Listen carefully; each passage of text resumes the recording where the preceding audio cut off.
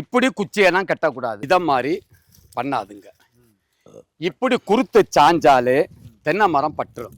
அவுத்துருங்க ஐயா. இது நட்டு எவ்வளோ நாள் ஆச்சு?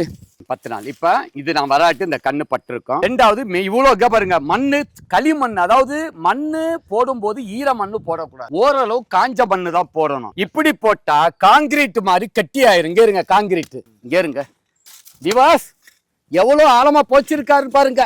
இவ்வளவு தண்டம் மூடக்கூடாது.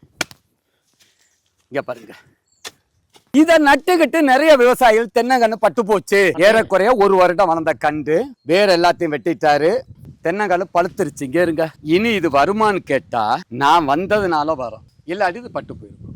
நடவு முறை இப்ப பாக்குறோம். அப்ப வேர்கள் வெட்டி நீங்க தென்னங்கன்னு நட்டா ஆத்து மணல் கொஞ்சம் போடுங்க. மண்ணின் வயலில் 100 கிராம், பூம்பு மூசை 10 கிராம், எண்ணெய் எடுக்காத வேப்ப முன்னாக்கு 1/4 கிலோ போட்டு எல்லாத்தையும் கிளறணும். காஞ்ச குப்பை இருந்தாலும் போடும், ஆனா மணல் கண்டிப்பா போடணும்.